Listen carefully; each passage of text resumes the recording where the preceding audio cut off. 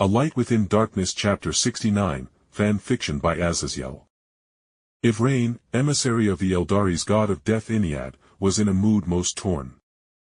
The once-filled infinity circuit of Craftworld Biel-Tan, emptied of its tens if not hundreds of millions of souls, rang as hollow and lifeless as the god she served and sought to bring up into the world. But the deathly silence was nothing compared to Yvraine's thundering thoughts at the news she had been given and confirmed upon. Not only had her farseers confirmed the news, but within her mercantile fleet, even her allied human piskers confirmed the news that resounded through the Empyrean. The Aeldari goddess of life, fertility, motherhood, and so much more than could rebuild the Aeldari over time was stolen away from the gardens of Nergal. And then there was the news that had her so torn. Isha had quite literally torn through the Empyrean, flooded and bloated with her lover's essence, screaming his accomplishments across the very stars and how he so valiantly fought through the blood god's realm and then challenged the very plague god for her hand in marriage before taking her home, binding her to the material world and finally fulfilling his duties as her husband and impregnating her. That would have been all well and good if an Aeldari hero was the one who accomplished this heroic task. He would have been venerated above all others and seen as a focal point for the race to come together, even. But a human, Lady Isha. Yvraine couldn't help but mutter in disbelief as she covered her perfectly sculpted face with a hand inside. Oh, she wasn't dismissive of the short-lived race as many of her kin were, due to her engagement with the human demigod robot Gilliman, but the human apparently wasn't even a space marine or a perpetual. But as Yvraine's hand fell from her face and landed on her crone sword at her side, she briefly considered if she could, or should, kill this human for defiling her people's birth goddess. But then she snorted as she herself had performed worse atrocities in slowing the fall of the Aeldari. I cannot help but wonder what that emperor is thinking of a human marrying an Aeldari goddess, though. Yvraine pondered as she petted the head of her green lion-like familiar that perked up at feeling her movements.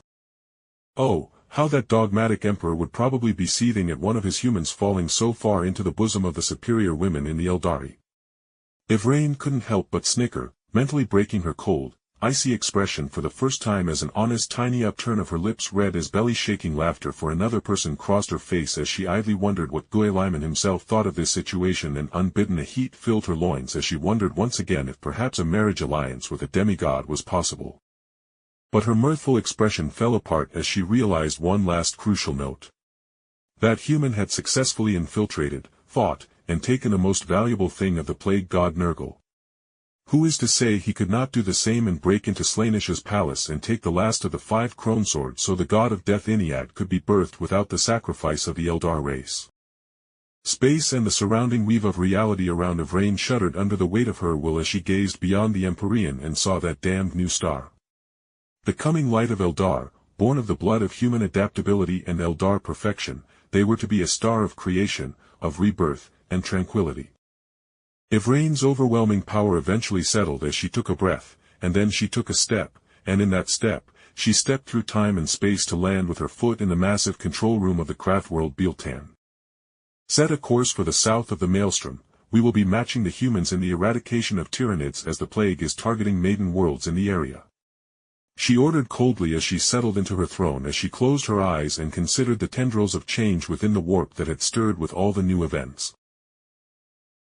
Within the depths of a golden palace that stretched across hundreds of square kilometers, 2 hands laid loosely folded over one another as ebony dark hair laid gently across the perfectly sculpted brow of the Emperor of Mankind, who silently was pondering the news he found before all as he was still acting as the light within the warp and operating the Astronomicon while he worked for an alternative. But none could guess his thoughts and reactions as he withheld such human responses within himself. Many decried that mysterious human for his actions, calling him the very definition of filth to be purged in sullying his bloodline to the worst of levels.